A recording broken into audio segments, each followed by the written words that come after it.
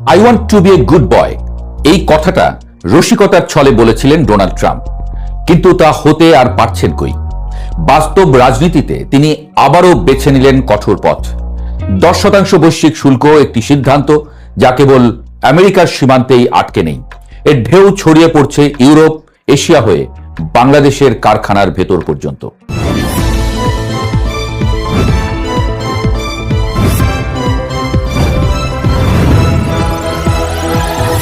24 ফেব্রুয়ারি থেকে কার্যকর হওয়া এই শুল্ক বিশ্ব বাণিজ্যের নতুন অধ্যায়ের সূচনা করেছে।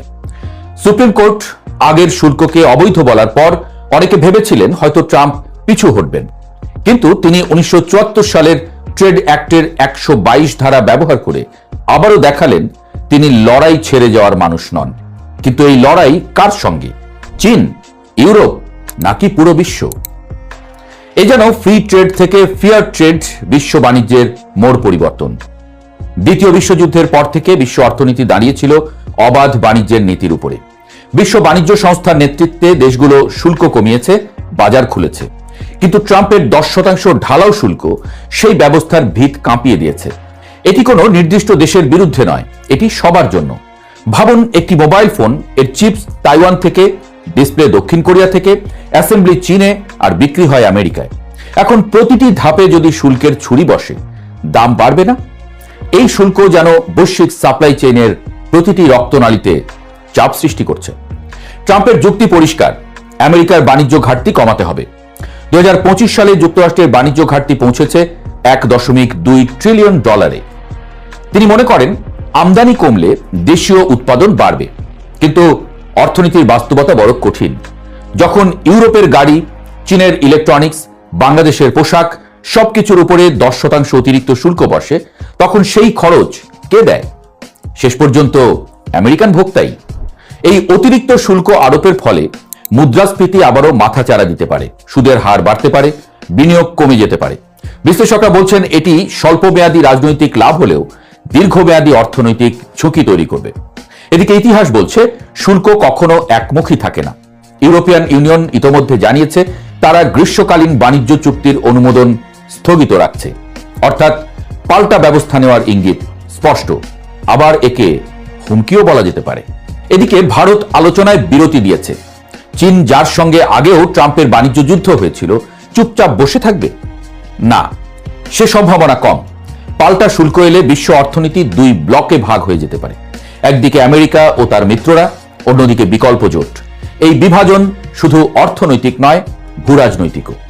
গত কয়েক বছর ধরে কোম্পানিগুলো চায়না +1 কৌশল নিয়েছিল, অর্থাৎ উৎপাদন চীন থেকে সরিয়ে ভিয়েতনাম, ভারত, বাংলাদেশে নেওয়া।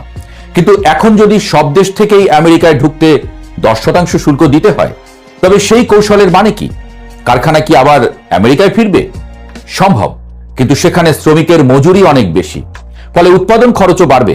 শেষ পর্যন্ত ভোক্তাই দেবে সেই দাম। বিশ্ব বাণিজ্য যেন এক অনিশ্চয়তার কুয়াশায় এখন ঢেকে যাচ্ছে। এখন আসি বাংলাদেশের প্রসঙ্গে। বাংলাদেশের সামনে কি ঝড়? বাংলাদেশের মোট রপ্তানির বড় অংশ যায় আমেরিকায়, বিশেষ করে তৈরি পোশাক। যদি 10% অতিরিক্ত শুল্ক বসে, তাহলে কি হবে? প্রথম আঘাত পড়বে প্রতিযোগিতায়। ভিয়েতনাম, কম্বোডিয়া, বাংলাদেশ সবাই একই শুল্কের মুখে। তখন বিদেশি ক্রেতারা দাম কমানোর চাপ দেবে, কারখানাগুলোর মার্জিন কমবে, কোথাও কোথাও অর্ডার কমে যাবে। এর মানে দাঁড়ায় শ্রমিক ছাঁটাই, ওভারটাইম কমে যাওয়া, বৈদেশিক মুদ্রার রিজার্ভে চাপ, ডলারের সংকট। বাংলাদেশের অর্থনীতি অনেকটাই রপ্তানি নির্ভর। যদি আমেরিকার বাজারে ধাক্কা লাগে, তার রেশ পড়বে ব্যাংকিং, আমদানি, এমনকি নিত্য প্রয়োজনীয় পণ্যের দামেও। এমন একটি সিদ্ধান্ত হাজারো জীবনের উপরে তার প্রভাব। মিত্র দেশগুলো এখন ভাবছে আমেরিকার উপরে নির্ভরতা কি কমানো উচিত।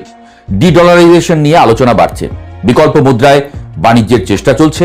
যদি দীর্ঘমেয়াদে দেশগুলো ডলারের বিকল্প খুঁজে নেয়, তবে আমেরিকার বৈশ্বিক প্রভাব কমতে পারে। ট্রাম্প কি সেই ঝুঁকি নিচ্ছেন, নাকি তিনি মনে করেন আমেরিকান বাজার এত বড় যে সবাই শেষ পর্যন্ত মানিয়ে নেবে?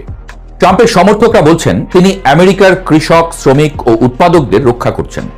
সমালোচকরা বলছেন এটি বিশ্ব অর্থনীতির উপরে এক বিপজ্জনক পরীক্ষা। সত্যি কথা হলো এই শুল্ক এখনো 10%, কিন্তু তিনি 15 পর্যন্ত বাড়ানোর হুমকি দিয়ে রেখেছেন। যদি তা বাস্তবায়িত হয়, তাহলে পরিস্থিতি আরো উত্তপ্ত হবে। বিশ্ব এখন অপেক্ষায় পাল্টা আঘাত আসবে নাকি আলোচনার টেবিলেই সমাধান? ডোনাল্ড ট্রাম্প আবারও দেখালেন তিনি ঝুঁকি নিতে ভয় পান না, কিন্তু এই ঝুঁকি শুধু আমেরিকার নয়, এটি বৈশ্বিক। বাংলাদেশের জন্য বার্তা পরিষ্কার, বাজার বৈচিত্র্য বাড়াতে হবে, নতুন বাণিজ্য অংশীদার খুঁজতে হবে, উৎপাদন দক্ষতা বাড়াতে হবে, কারণ বিশ্ব অর্থনীতি এখন আগ্নেয়গিরির উপরে দাঁড়িয়ে লাভা বেরোতে শুরু করেছে।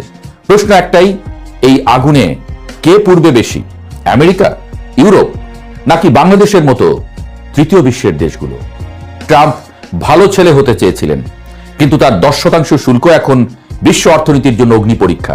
এটা কি কেবল শুরু, নাকি 2026 সত্যিই হয়ে উঠবে নতুন বাণিজ্য যুদ্ধের বছর? আর এর উত্তর সময় দেবে।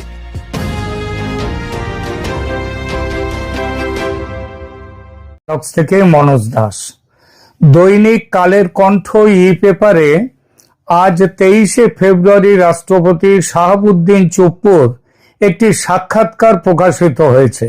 এই সাক্ষাৎকারটি পড়ে আমার মনে প্রশ্ন জেগেছে, রাষ্ট্রপতি হয়ে যেসব কথা আজ বলছেন তিনি, সেটা কিসের লক্ষণ? সব দোষ ইউনূসের ঘাড়ে চাপিয়ে নিজেকে একজন অত্যাচারিত, নিপীড়িত, লাঞ্ছিত, বঞ্চিত রাষ্ট্রপতি হিসেবে এই যে তুলে ধরে মানুষের সহানুভূতি পাওয়ার চেষ্টা, এর কতটুকু গ্রহণযোগ্য? নিজের মুখে যা তিনি বলেছেন তাতে মোহাম্মদ ইউনূসকে অসভ্য, অত্যাচারী, আইন ভঙ্গকারী প্রশাসক হিসেবে মানুষ বেশি গালি দেবে, নাকি রাষ্ট্রপতি শাহাবুদ্দিনকে অযোগ্য, অপদার্থ, ভীরু, মেরুদণ্ডহীন রাষ্ট্রপতি হিসেবে বেশি গালি দেবে?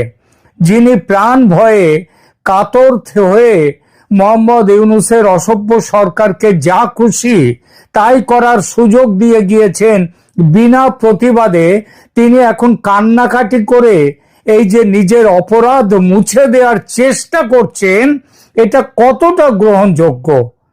এই নিয়ে এখনকার প্রতিবেদন। আমার মনে হয় আপনাদের মনেও এই প্রশ্ন অনেকের মনেই জেগেছে। তবে প্রথমেই ডেসক্রিপশনে ন্যাকা চৈতন কথাটির ব্যবহার দৃষ্টিকটু লাগতে পারে অনেকের কাছে, তাই একটু কারণ দর্শাই। অনেক ভেবেও এর চেয়ে লাকসই কোনো কথা খুঁজে পাইনি, তাই রেখেছি, কারো খারাপ লাগলে মাফ করবেন। রাষ্ট্রপতির সাম্প্রতিক সাক্ষাৎকারটি আসলে দুটো স্তরে পড়া দরকার। তিনি কি বর্ণনা দিচ্ছেন ঘটনার, এটা প্রথম। আর দ্বিতীয় হচ্ছে সেই প্রেক্ষাপটে সাংবিধানিক ও নৈতিকভাবে তার নিজের ভূমিকা কতটা গ্রহণযোগ্য ছিল। রাষ্ট্রপতি নিজের ভাষায় কি ঘটেছে? কালের কণ্ঠকে দেওয়া সাক্ষাৎকারে শাহাবুদ্দিন বলেছেন, অন্তর্বর্তী সরকারের 1.5 বছর তাকে পুরো অন্ধকারে রাখা হয়েছিল এবং রেখেছেন প্রধান উপদেষ্টা মোহাম্মদ ইউনূস। তিনি বারবার সংবিধানের বিধান মানেননি ইউনূস, বিদেশে গেছেন 14-15 বার, কিন্তু একবারও তাকে আনুষ্ঠানিকভাবে জানাননি, ফিরে এসে দেখাও করেননি। তিনি বলেছেন ওই সময়ে বহু অধ্যাদেশ জারি হয়েছে, যার অনেকগুলো তার নিজের মতে অপ্রয়োজনীয় এবং সাংবিধানিক ভিত্তি দুর্বল ছিল বা সোজা কথায় অসাংবিধানিক ছিল। তিনি দাবি করেছেন যে পুরো সময়টা সেনাবাহিনী তার পাশে ছিল, সেনাবাহিনী তাকে আশ্বস্ত করেছে, আপনি সর্বাধিনায়ক, আপনার পরাজয় মানে পুরো বাহিনীর পরাজয়, আমরা সেটা হতে দেব না। একই সঙ্গে তিনি আবার ভবিষ্যতের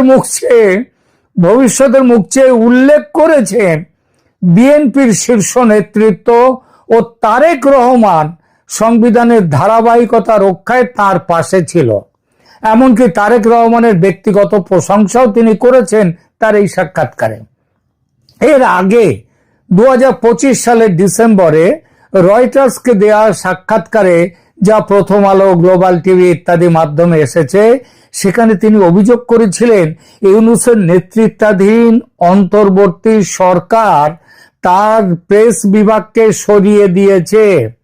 তিনি কাউকে একটা চিঠি লিখতে গেলে, কাউকে কোনো উত্তর দিতে গেলে সেটাও তিনি পারেন না। বিদেশি মিশন থেকে রাষ্ট্রপতির ছবি নামিয়ে দেওয়া হয়েছে, তিনি চিঠি লিখেও কোনো সাড়া পাননি। এতে তিনি অপমানিত, কণ্ঠরুদ্ধ বোধ করছেন।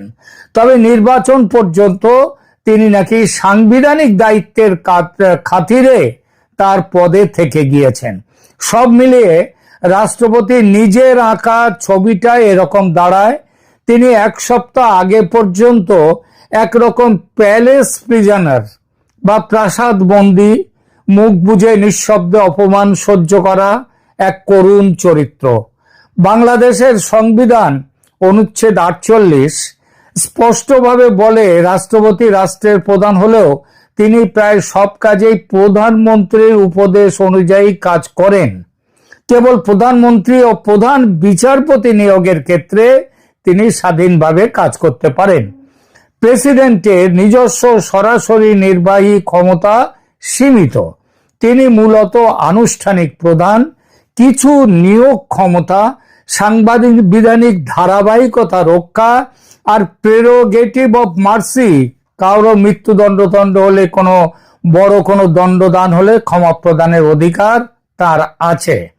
সমস্যা হলো 2011 সালে 15তম সংশোধনীর মাধ্যমে তত্ত্বাবধায়ক ব্যবস্থা তুলে নেয়ার পর থেকে সংবিধানে কোনো ইন্টারিম বা কেয়ারটেকার সরকারের বিধান নেই। 2024 সালের জুলাই আগস্টের উত্তাল ছাত্র জনতার আন্দোলন আর শেখ হাসিনার আকস্মিক দেশত্যাগের পর যে আন্তঃকালীন সরকার গঠিত হয় সেটা নিজেই সংবিধান বহির্ভূত বা এক্সট্রা কনস্টিটিউশনাল, অর্থাৎ সংবিধানের ধারায় এসব লেখা নেই, লেখা ছিল না। রাষ্ট্রপতি নিজে জানেন প্রধানমন্ত্রী শেখ হাসিনার পদত্যাগপত্র তার হাতে নেই, অথচ সুপ্রিম কোর্টের মতামত তিনিই চাইছেন। প্রধানমন্ত্রী পদত্যাগ করার ফলে যে সাংবিধানিক শূন্যতা তৈরি হয়েছে, সেই পরিস্থিতি থেকে দেশকে বাঁচাবার জন্য তিনি নতুন মন্ত্রিসভা নিয়ে আসছেন। এগুলোর কোনোটাই সাংবিধানিক নয়। প্রধানমন্ত্রীর সুপারিশ ছাড়া সংসদ ভাঙা যায় না, তবু তিনি ভেঙেছেন। তিনিও তার মধ্যে অন্যতম। সংসদ ভাঙাটার কি সেই মুহূর্তে কোনো দরকার ছিল? নাও থাকতে পারে। এরা তো দেশ চালাবে, চালাক না।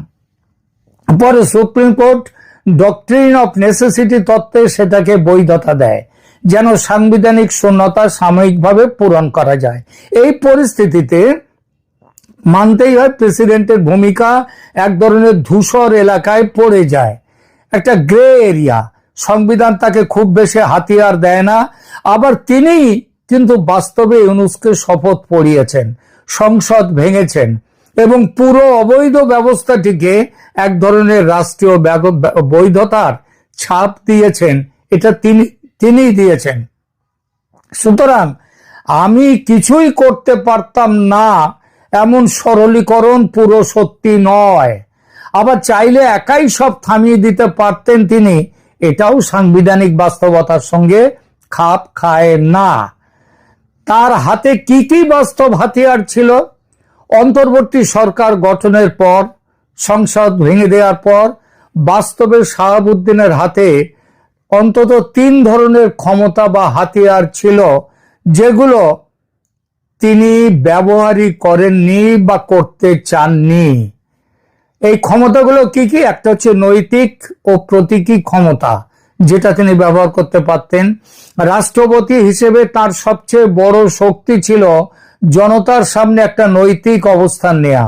তিনি সরাসরি জাতির উদ্দেশ্যে ভাষণ দিয়ে বলতে পারতেন যে তিনি কোনো সিদ্ধান্তের সঙ্গে একমত নন, কোথায় তিনি সংবিধান বহির্ভূত চাপ অনুভব করছেন, অথবা কোনো অধ্যাদেশকে তিনি সাংবিধানিকভাবে প্রশ্নবিদ্ধ মনে করছেন।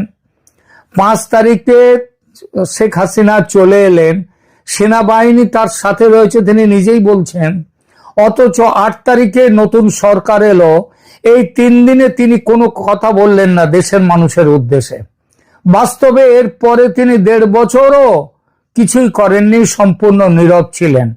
কালের কণ্ঠকে যে প্রাণ খুলে সাক্ষাৎকার দিলেন তিনি, সেটি এসেছে নিরাপদ দূরত্ব তৈরি হয়ে যাওয়ার পর, যখন বুঝেছেন তার প্রাণের ভয় নেই। এত তার প্রাণের মায়া, দেশের থেকেও বড় তার প্রাণের মায়া এত। কি করতে পারত তাকে? ইউনূস সরকার কিছুই করতে পারত না।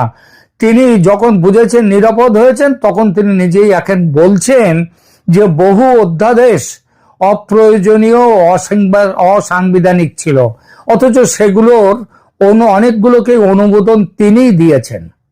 কেন না দিলে কি হতো?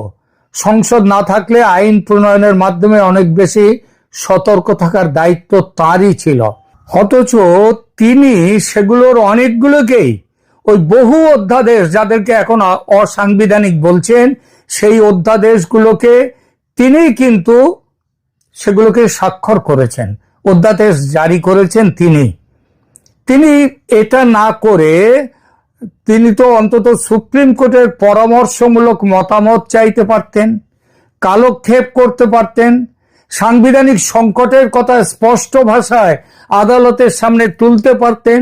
সে ধরনের সক্রিয়তা কোথাও দেখা যায়নি তার পক্ষ থেকে। শেষ অবলম্বন হিসেবে পদত্যাগ বা হুমকিটাও তো অন্তত দিতে পারতেন। ছোবল না দেন, ফোঁসটুকু তো দিতে পারতেন।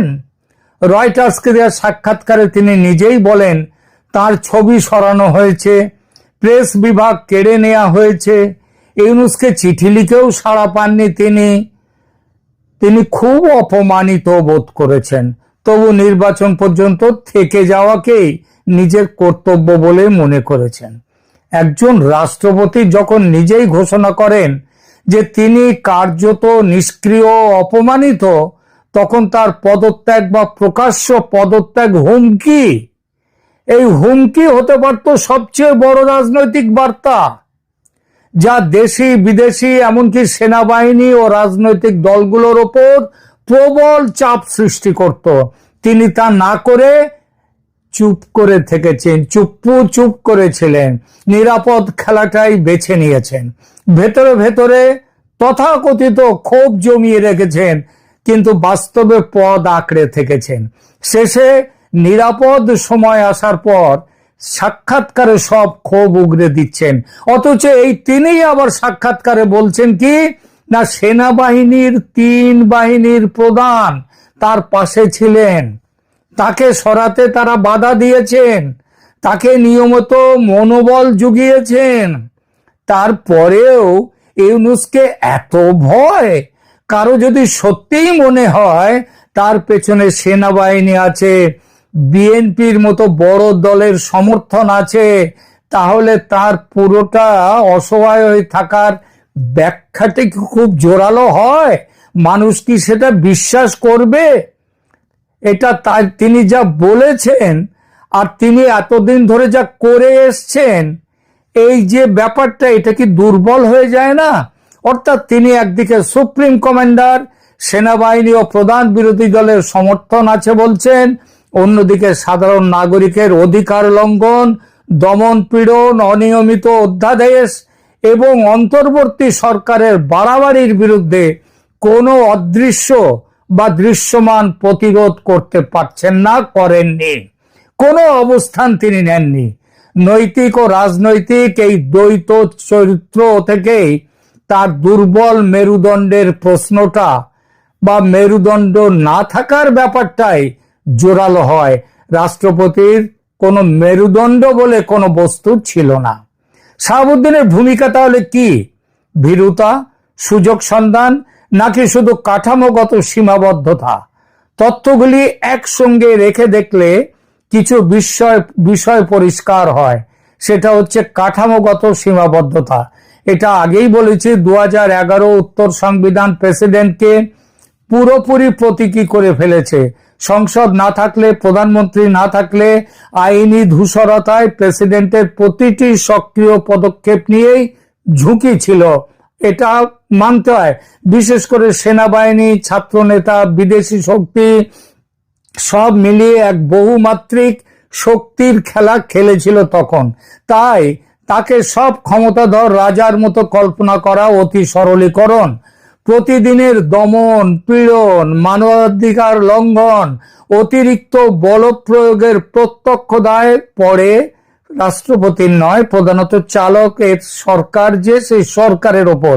কিন্তু নৈতিক ও রাজনৈতিক সাহসের ঘাটতির দায় রাষ্ট্রপতির ওপরেও আসে। তিনি নিজেই বারবার বলেছেন অনেক সিদ্ধান্তে তার আপত্তি ছিল, তিনি অপমানিত হয়েছিলেন, তার ছবি সরানো হয়েছে, তার কণ্ঠ রোধ করা হয়েছে। যদি সত্যি তাই হয় তাহলে তার নীরবতা এবং পদ আঁকড়ে থাকার সিদ্ধান্তকে অন্য কিছু বলা কঠিন। এটা ন্যূনতম নৈতিক সাহসের ঘাটতি, এক ধরনের ভয়ঙ্কর ভীরু সমঝোতা। রাষ্ট্রের সর্বোচ্চ আনুষ্ঠানিক পদে থাকা একজন মানুষের কাছ থেকে নাগরিকরা আশা করেন তিনি অন্তত নিজের গলায় থাকা হালকা স্বরের যে মাইক্রোফোনটা আছে তার সদ্ব্যবহার করবেন। শাহাবুদ্দিন সেটা পুরোপুরি বন্ধ রেখেছেন 18 মাস। পরবর্তী সময়ে এখন এসে দায় ঝেড়ে ফেলার প্রবণতায় মুখ খুলেছেন। কালের কণ্ঠের সাক্ষাৎকারে তিনি এখন স্পষ্ট করে সব দায় ইউনূসের কাঁধে চাপিয়ে দিচ্ছেন। ইউনূস সংবিধানের বিধান মানেননি, অনেক অধ্যাদেশ অপ্রয়োজনীয়, আমাকে অন্ধকারে রেখেছেন ইত্যাদি। কিন্তু ইতিহাস যারা রচনা করবেন তাদের জন্য প্রশ্নটা থাকবে, যখন এসব চলছিল তখন আপনি রাষ্ট্রপ্রধান হিসেবে কি করেছেন? কাকে সতর্ক করেছেন? কোন অধ্যাদেশে সই দিতে কি অস্বীকৃতি জানিয়েছিলেন আপনি কেন সুপ্রিম কোর্টের কিংবা আইনজ্ঞদের তাদের মতামত চাননি? কেন জাতির উদ্দেশ্যে কোনো ভাষণ দেননি? কোথায় প্রকাশ্যে দাঁড়িয়ে বললেন আর এখন বলছেন কি আমি এই পথে যেতে পারি না? কোথায় প্রকাশ্যে দাঁড়িয়ে কি একবার বলেছেন আমি এগুলো করব না? আপনি তো বলেননি। আমার ছেলেবেলার পাড়ায় এক বিখ্যাত মাতাল ছিল, কার্তিক দা। কোনো এক কারখানায় কাজ করত। মাঝরাতে বাড়ি ফিরে বউ ঠ্যাঙাতো। তখন কিছুক্ষণ তাদের বাচ্চারা চেঁচাতো আর কার্তিকদার বউ ঘন্টাখানেক খুব ডুকরে ডুকরে কাঁদতো। একদিন রাতে যথারীতি কার্তিকদার গলা পেলাম, মানে মদ খেয়ে বাড়ি ফিরেছে। শুরু হলো তার হম্বিতম্বি, তারপরে হলো বাচ্চাদের চিৎকার। যথারীতি বুঝতে পারলাম বউকে মারবে কিংবা কিছু একটা হচ্ছে, মারামারি মানে বউকে মারা। কিন্তু সেদিন সবাই যখন আশেপাশের বাড়ির সবাই যখন বউয়ের চিৎকার করে কান্না শোনার অপেক্ষা করছে, তখন হঠাৎই কান্না কার্তিকদার। তার বউয়ের কোনো কান্না নেই, কার্তিকদার কান্না। ওরে বাবা, মেরে ফেললো রে, বাঁচাও বাঁচাও, কে কোথায় আছো বাঁচাও। বাঁচানোর লোক তো বস্তি এরিয়া ছিল পাশেই, বাঁচানোর লোক সব কাছে পিঠেই ছিল, তারা ছুটে গিয়ে বাঁচালো। পরে জেনেছিলাম কার্তিকদার বউ সেদিনের অত্যাচার সহ্য করতে না পেরে তৈরি ছিল। কয়লা ভাঙা যেই মারতে এসেছে, কয়লা ভাঙা হাতুড়ি দিয়ে